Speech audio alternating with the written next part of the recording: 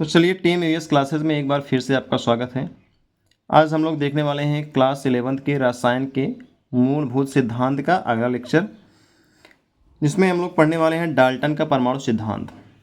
वैसे तो ये थियोरेटिकल पोर्शन है, फिलहाल इसको हम कवर करके हम लोग देखेंगे कोई इसके आगे जो भी कॉन्सेप्चुअल चीज़ें आएंगी, न्यूमेरिकल चीज़ें आएंगी, उस पर ध्यान देने वाले हैं।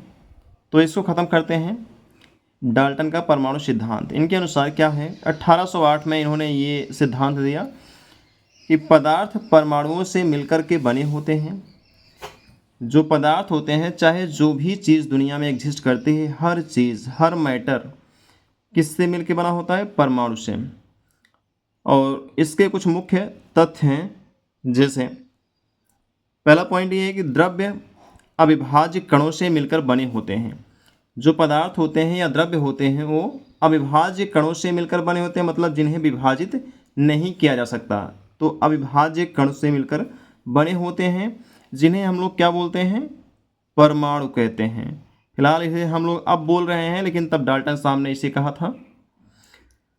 दूसरा पॉइंट ये है, सभी तत्वों में उपस्थित परमाणु के गुणधर्म समान होते हैं, जैसे द्रव्यमान, संरचना। ये पॉइंट ये कह रहा है कि जैसे मान लीजिए अगर हम बात करें, सिल्वर एक तत्व है, दूसरा ये गोल्ड है, या फिर ऐसे ही कोई और तत्व हो, तो जो तत्व होते हैं उनमें बहुत सारे परमाणु मिले होते हैं, बहुत सारे परमाणु पाए जाते हैं। तो जैसे सिल्वर में जितने परमाणु उपस्थित होंगे, सभी परमाणुओं का द्रव्यमान, उनका आकार, आकृति यानी संरचना सब एक जैसी होगी। या फिर गोल्ड यानी इस एयू गोल्ड तत्व जो सोना है, इस तत्व के अंदर जितने सारे परमाणु पाए जाएंगे, वो सभी के सभी परमाणु एक जैसे द्रव्यमान वाले होंगे, एक जैसे संरचना वाले होंगे, उनमें किसी भी तरह का कोई अंतर नहीं होगा। तो कहने की बात यही है कि सभी तत्व यानी अलग अलग तत्व, जैसे मान लीजिए सिल्वर हो गया, गोल्ड हो गया, एल्यूमिनियम हो गया, जो भी हैं अलग अलग तत्व की बात कर रहे हैं। तो सभी तत्वों में उपस्थित परमाणु के जो गुणधर्म होते हैं वो सब आपस में एक समान होते हैं, लेकिन अलग अलग तत्वों में पाए जाने वाले परमाणुओं का गुणधर्म अलग अलग होता है, लेकिन एक ही तत्व में पाए जाने वाले परमाणुओं के गुणधर्म एक जैसे होते हैं। अगला पॉइंट क्या है हमारा? जब भिन्न भिन्न तत्वों के परमाणु एक निश्चित अनुपात में संयोग करते हैं, तब यौगिक का निर्माण होता है। जाहिर सी बात है, इसे हम लोग केमिकल रिएक्शन भी कहते हैं, रासायनिक अभिक्रिया भी कहते हैं। अगर अलग अलग तत्वों के परमाणु किसी निश्चित अनुपात में संयोग करते हैं, तब एक यौगिक का निर्माण होता है। जैसे मान लीजिए H2O है, तो H2O में हाइड्रोजन के 2 परमाणु प्लस ऑक्सीजन का 1 परमाणु, यानी ये संयोग करके क्या बनाते हैं? H2O बनाते हैं। तो ये निश्चित अनुपात में है। अब यहाँ पे अगर बात करें, हाइड्रोजन का 2 परमाणु है, तो 2 से 3 कर देंगे तो वाटर बन जाए, यानी H2O बन जाए। ये संभव नहीं है। इसके पहले हम लोगों ने जैसे पढ़ लिया है, इसके पहले पढ़ रखा है ना, स्थिर अनुपात का नियम। तो वही चीज़ कह रहे हैं ये डाल्टन साहब। परमाणु पुनर्गठित होकर रासायनिक अभिक्रिया में भाग लेते हैं, अर्थात ना ही इन्हें उत्पन्न कर सकते हैं और ना ही नष्ट कर सकते हैं। परमाणु पुनर्गठित होकर के, कहने की बात यह है कि जो परमाणु होते हैं वो जाहिर सी बात है, अभी H2O बना है या फिर कोई और पदार्थ बना होगा, जो भी चीज़ें होंगी वो भिन्न भिन्न तरीके से पुनर्गठित होकर के, मतलब रिसाइकल होते हैं बार बार। तो पुनर्गठित होकर के रासायनिक अभिक्रिया में भाग लेते हैं। जब रासायनिक अभिक्रिया होती है तो उससे ज़रूरी नहीं है,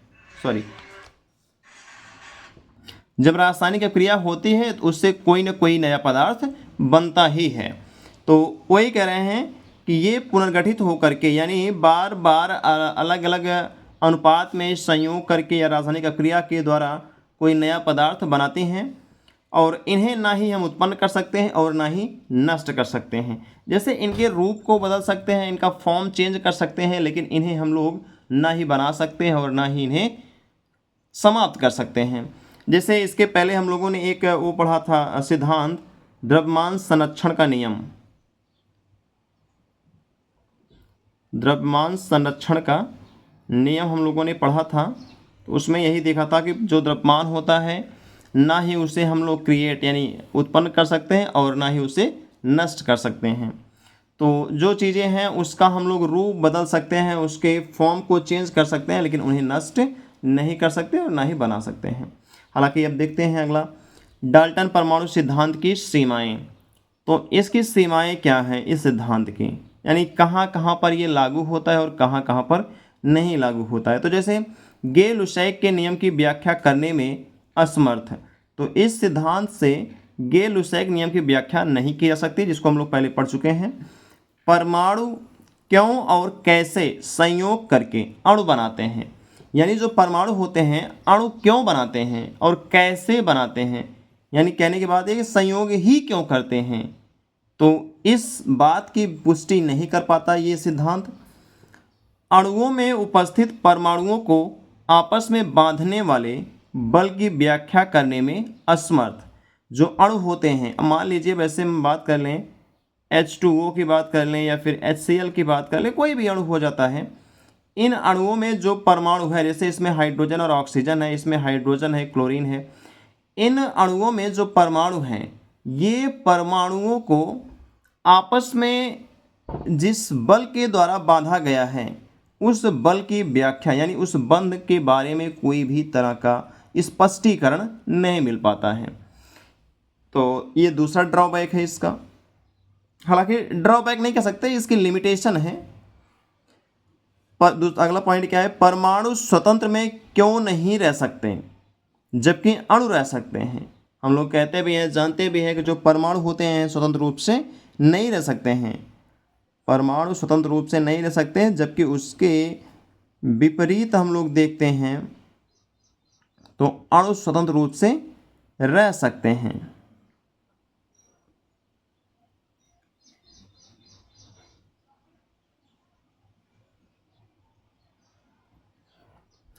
अणु स्वतंत्र रूप से रह सकते हैं जबकि परमाणु स्वतंत्र नहीं रह सकते हैं।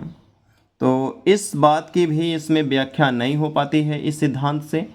तो ये तो थी डाल्टन परमाणु के सिद्धांत की कुछ सीमाएं।